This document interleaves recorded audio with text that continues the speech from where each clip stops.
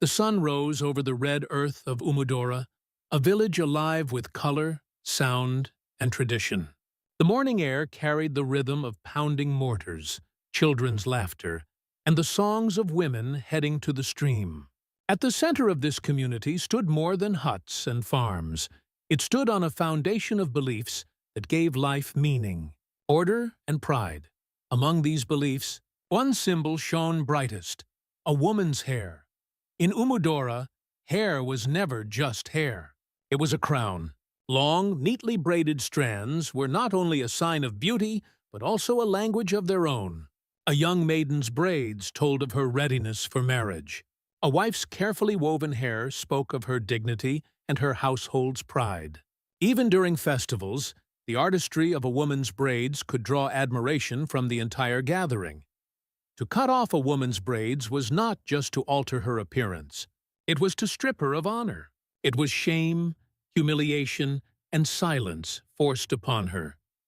This truth was whispered from mother to daughter, generation after generation.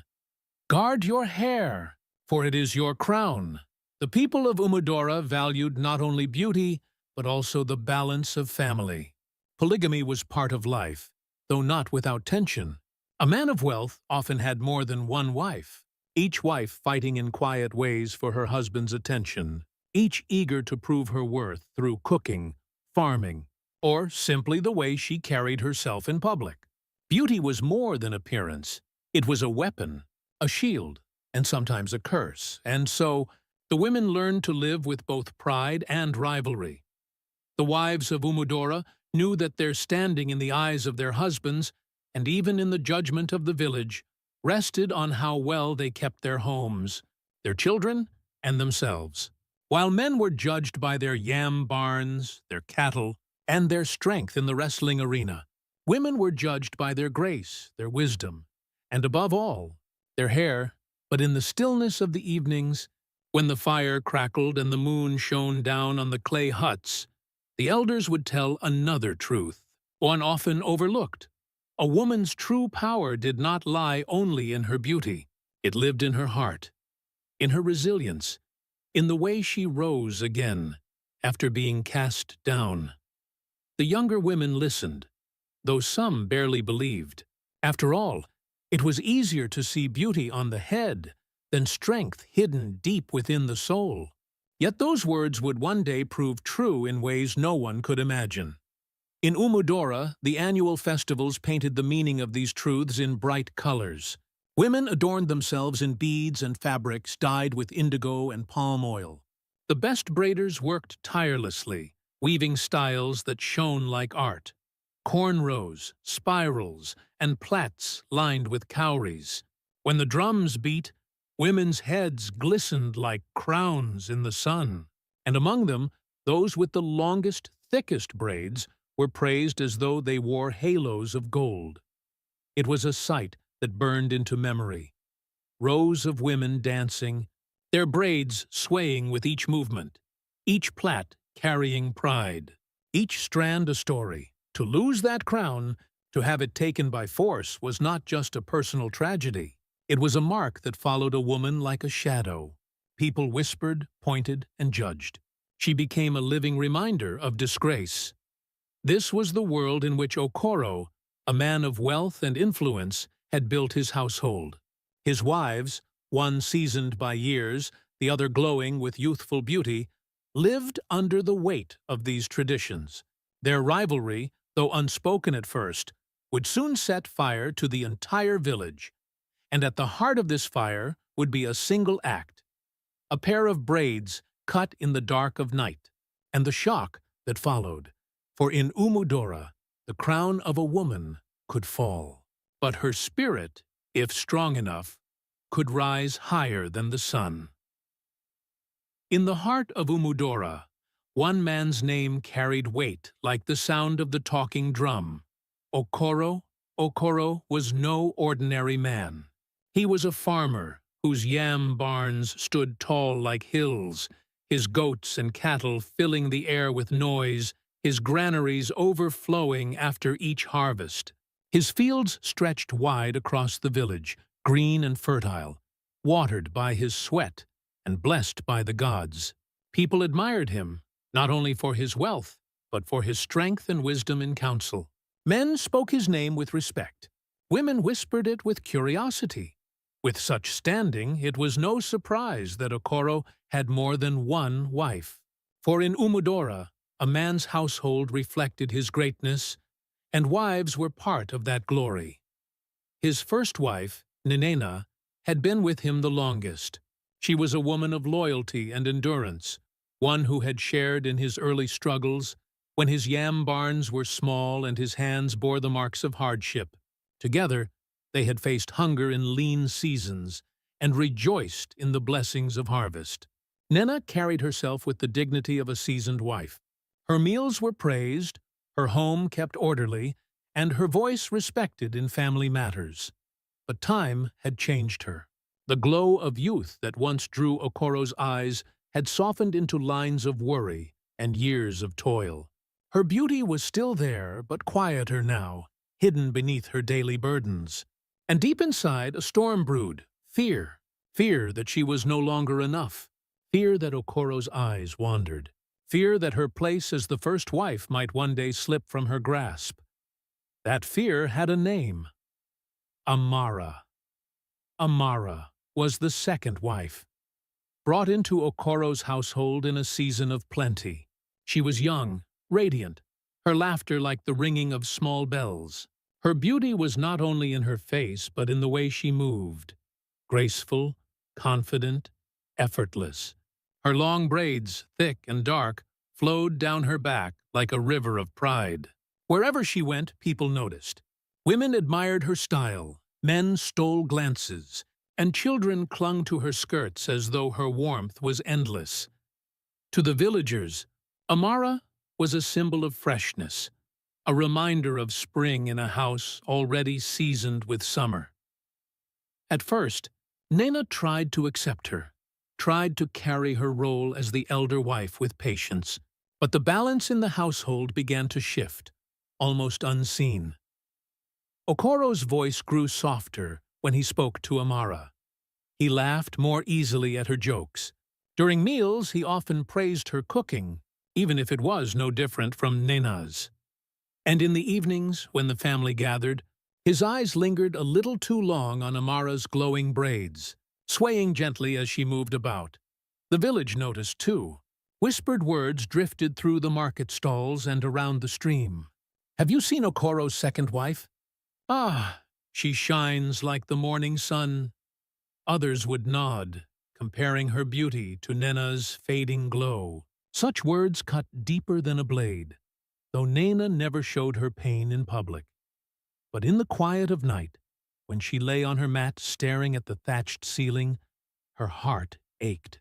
She thought of the years she had given, the sacrifices she had made, and the love she once held like a treasure.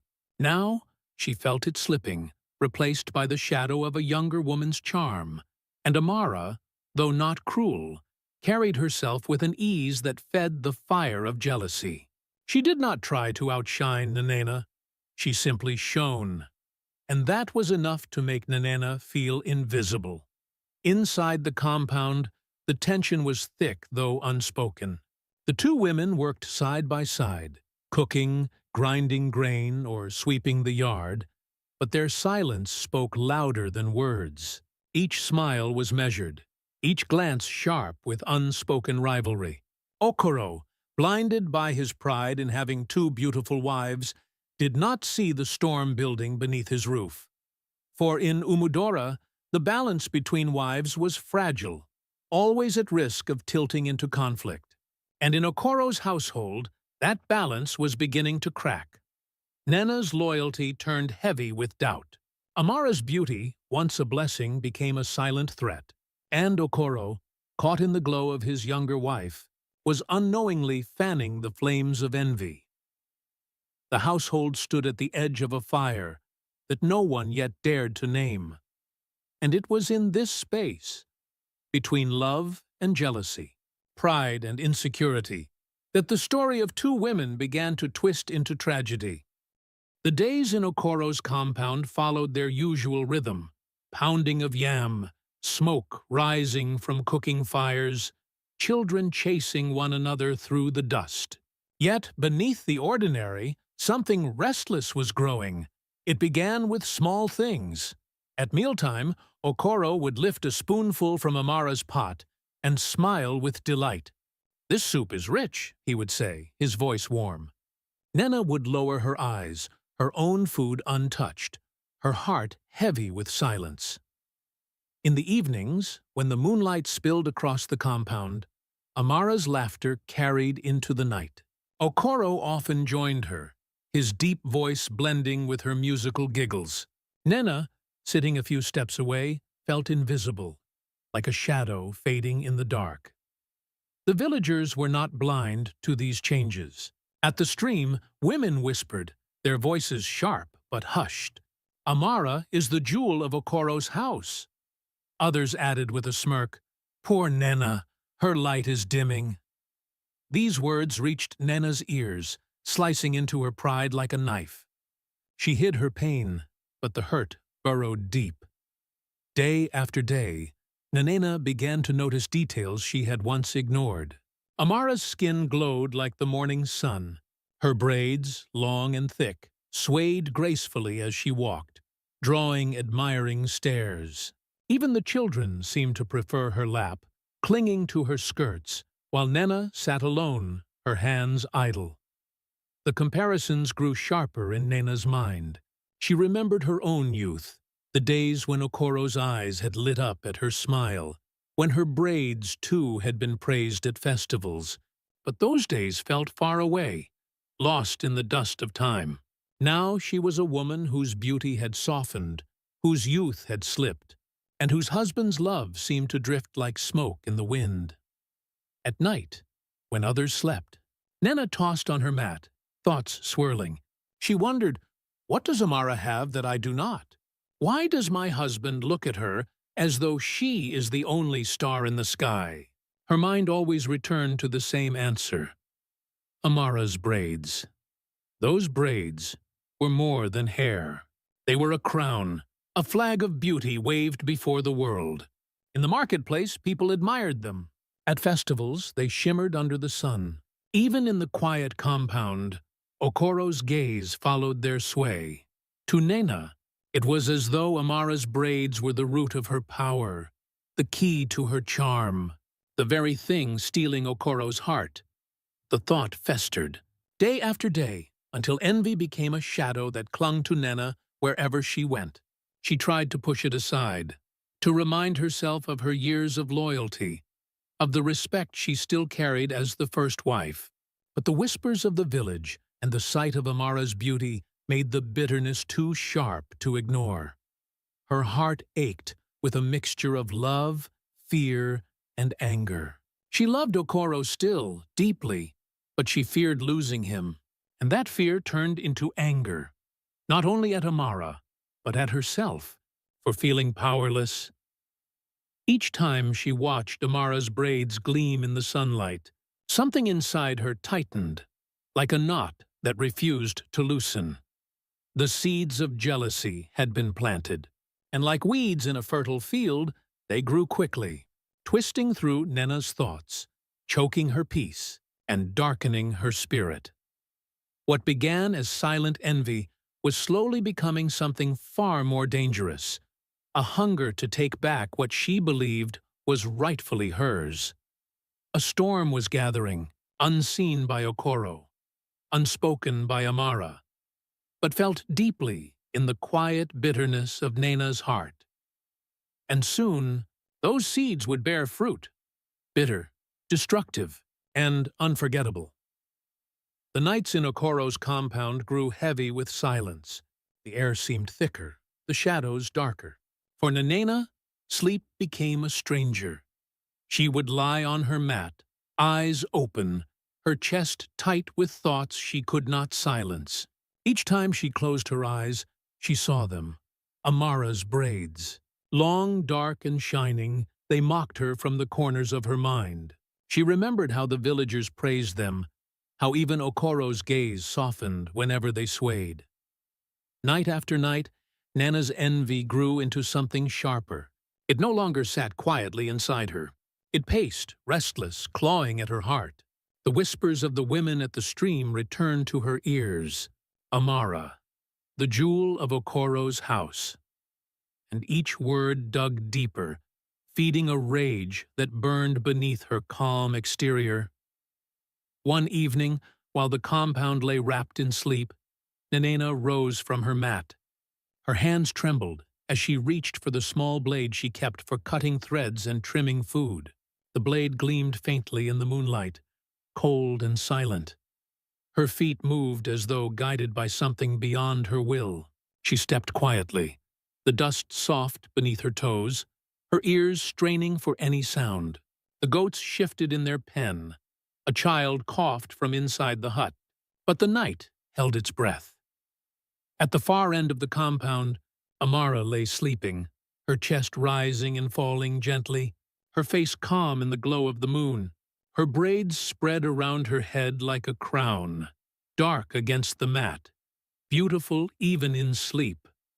Nena stood over her, blade in hand, heart pounding so hard she feared it might wake the whole household. For a moment she froze, her breath caught in her throat. Doubt whispered to her, "Turn back. Leave her. This is madness." But the sight of those braids silenced the voice of reason. Anger drowned out doubt. Rage smothered fear. With trembling hands, Nena bent low and gathered a handful of Amara's hair. The strands were thick, strong, warm in her palm. Then slice. The blade cut through, quick and sharp. Amara stirred, but did not wake. Encouraged, Nena cut again. Slice! Slice! The braids fell like fallen snakes onto the mat, piling at Amara's side. With each cut, Nena's breath grew heavier, her heart louder. It was as though she was cutting away the source of her own pain, the thing that had stolen her peace. By the time she stepped back, Amara's crown was gone. Her head, once radiant with flowing braids, was rough and bare in patches. The strands lay scattered on the ground, lifeless. Only then did Nenena realize the weight of what she had done. She stared at the fallen braids, the blade trembling in her grip. Her chest heaved, her body cold with fear. This was no small act. It was an insult, a wound deeper than words, a humiliation meant to scar. Amara stirred again, this time waking.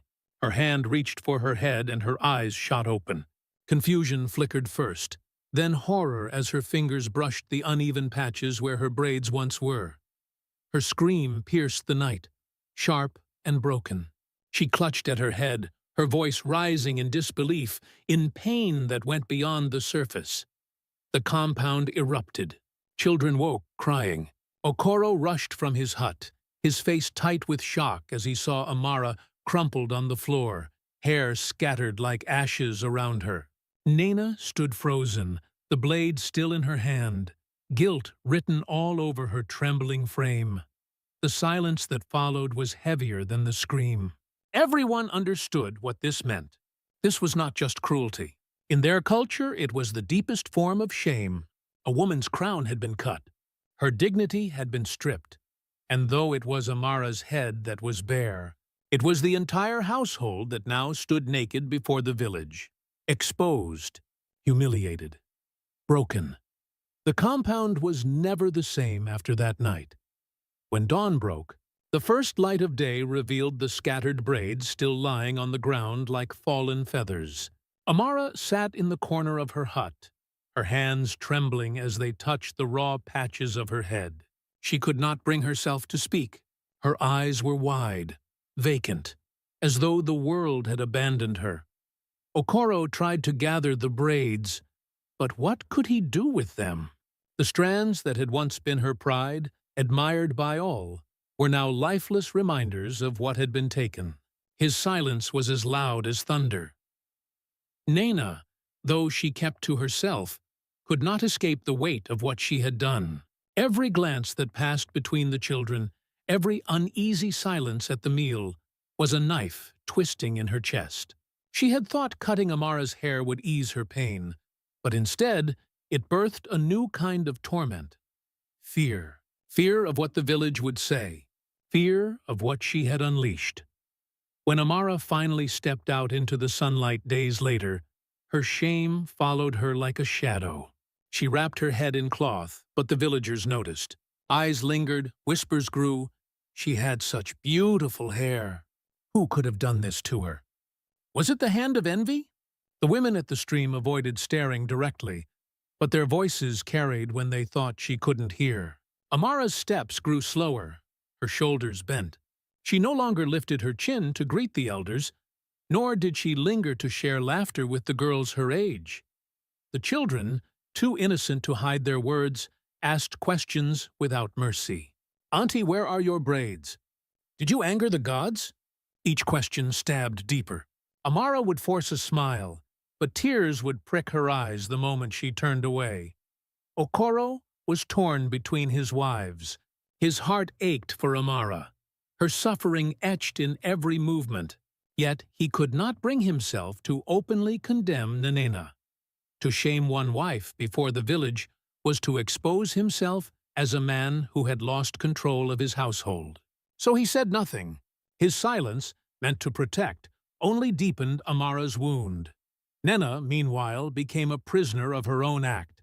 She noticed the distance between her and Okoro, the way his eyes lingered longer on Amara, filled with pity rather than love. The guilt grew unbearable. She had won nothing. Nights in the compound were quiet, but not with peace. It was the silence of wounds festering. No one spoke of what happened, yet everyone felt it pressing down on them. Amara prayed in the stillness, her hands clasped tightly, her whispers rising like smoke. She begged for strength, for dignity, for the courage to step outside without shame. Yet in the corners of her heart, resentment burned. How could her beauty be stripped away so cruelly, and the world expect her to walk as if nothing had happened? In those quiet hours, as the crickets sang and the moon watched from above, Amara's silence became her shield. But deep within, something else was taking root, something stronger than shame. The secret did not remain within Okoro's walls for long. In a village as tightly knit as theirs, silence was fragile. One whisper could carry faster than the wind. It began at the stream. One woman noticed Amara's headscarf slipping as she bent to fetch water. For a brief moment, the bare patches of her scalp showed beneath the cloth. The woman gasped, then quickly pretended not to notice. But by the time the gourds were filled, every ear had heard. By evening, the village square hummed with speculation. "Have you heard? They say Amara's hair was taken in the night." "By whom?" "Who else but a rival wife?" The words spread like fire through dry grass. Each retelling added more heat, more drama. Some insisted Amara had offended the spirits. Others claimed it was Nena's hand moved by envy. But all agreed on one thing. It was shameful. In their culture, a woman's hair was more than beauty. It was dignity, identity, a crown bestowed by both heritage and pride. To be shorn against one's will was not just cruelty, it was desecration. The people saw it as an insult that went beyond Amara herself. It was a stain upon Okoro's household. At the market, Amara felt their eyes before she heard their voices. The traders' chatter seemed to pause whenever she walked past. Some pitied her, shaking their heads with sympathy. Others smirked, disguising malice as curiosity, covering her shame with cloth. How can a wife of Okoro appear like this? Perhaps she deserved it. Amara's steps grew heavier with each word. She tried to keep her head down, but the weight of unseen gazes pressed harder than the sun on her back. Okoro, too, could not escape the shame. The elders began to murmur that he had lost control of his wives. "A man who cannot rule his household," one elder remarked, "cannot sit among men of honor." For Okoro, this judgment was a wound to his pride, though he spoke little of it. Nena, meanwhile, felt the whispers cut both ways. Some women praised her boldness in secret, as though her act was a strange kind of victory against her rival. But most looked at her with narrowed eyes, their smiles thin. their greetings colder than before. She had become both feared and despised. Children played a cruel game in the dust, one pretending to cut another's hair while the rest laughed. When Amara passed, they scattered, giggling, but the echo of their laughter stayed with her. It seemed the whole village had chosen sides, and Amara's pain was now entertainment. But amid the whispers and ridicule, a strange thing began to happen. Some women looked at her not with scorn, but with admiration, quiet, hidden. They saw in her bare head not just humiliation, but a kind of raw courage, a wound worn openly, yet borne with dignity. The village had judged, but the story was far from finished. The same tongues that shamed her would soon sing a different tune. The days rolled into weeks, and the gossip that once burned hot around Amara began to cool. Yet the shame lingered, hanging on her shoulders like a heavy cloak. She still covered her head with bright cloths, but the villagers knew what was beneath, and the memory of her stolen braids refused to fade. But then, the time of the annual harvest festival arrived, a celebration when the whole village gathered in song, dance, and thanksgiving. It was a time when women displayed their finest attire, with hair braided into elaborate crowns that told of family pride and womanhood. For Amara, the thought of attending seemed unbearable. How could she stand among women who wore their hair like thrones when she had none? She resolved at first to stay hidden, but something stirred within her, a voice that had grown louder with each day of silence and shame. Was her worth truly bound to strands of hair? Was she less of a woman without them? On the morning of the festival, Amara made a bold choice. Instead of hiding, she removed the scarf from her head and looked at her reflection in the clay bowl of water. Her scalp was smooth now, her head round and bare, but her eyes shone with a quiet fire. Slowly, she decorated herself, not with false coverings, but with intention. She rubbed scented oil into her skin until it glistened like polished bronze. Around her bald head, she tied strings of white cowries and red beads, symbols of wealth and protection. Then she dressed in a flowing wrapper of deep indigo, the fabric catching the sunlight with each movement. When she stepped into the village square, time seemed to pause. The drums faltered, dancers turned their heads, and a hush spread across the crowd. All eyes fixed on Amara. There she stood, not hidden, not bowed, but tall and radiant. Her bald head gleamed beneath the sun, the beads around it glowing like a crown of light. At first, whispers filled the air. "Is this Amara? She dares to come like this?" But then the murmurs changed, softening into gasps of admiration. "She looks beautiful. She shines even without her braids." The music returned, louder than before, as though the drums themselves recognized her courage. Amara moved into the circle of dancers, her body swaying with grace. She did not dance to prove herself. She danced because the music belonged to her as much as anyone else. The beads on her bald head rattled softly with every step, marking her rhythm with a sound that cut through doubt. Something shifted in that moment. The villagers no longer saw a woman stripped of pride. They saw resilience made flesh. Her baldness, once a mark of humiliation, became a symbol of strength. The women who had once pitied her now clapped in rhythm, their faces alight with respect. The men who had whispered against her now watched in awe, some ashamed of their earlier judgment. Even the children joined in, dancing beside her with laughter that carried no malice. Among the crowd, an elder woman, one whose wisdom carried weight, rose to speak. Her voice was clear and strong as she pointed to Amara. "Do you not see?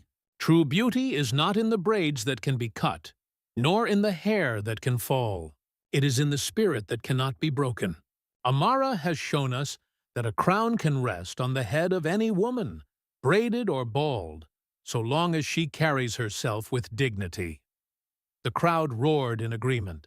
Cheers rose like thunder, and soon the entire village was dancing with Amara, circling her in celebration. The shame that had once chased her was gone, replaced by honor. From that day, the bald beauty was no longer a story of mockery, but of triumph. The very thing that was meant to destroy her had lifted her higher than ever before. And in the shadows, Nanena watched, her heart tight with a bitter ache.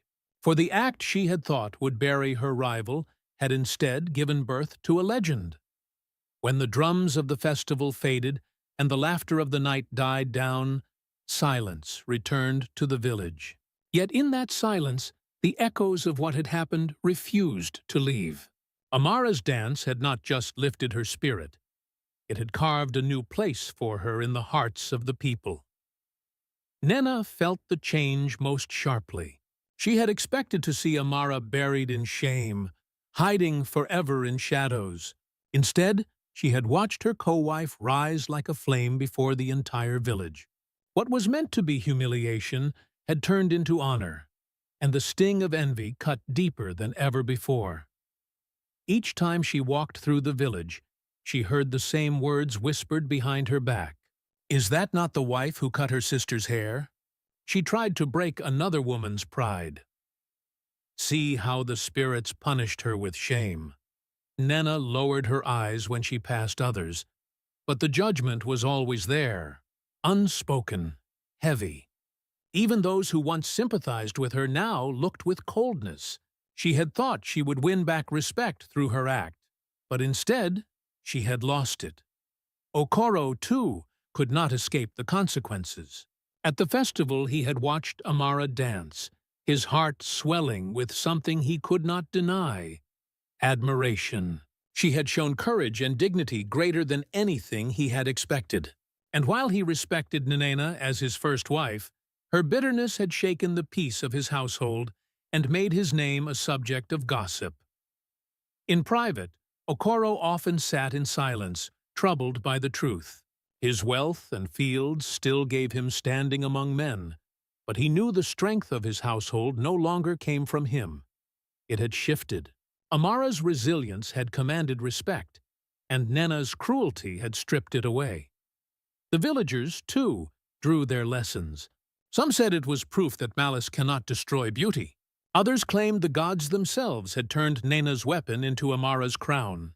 Children repeated the tale in their games, but this time not with cruelty, rather with wonder.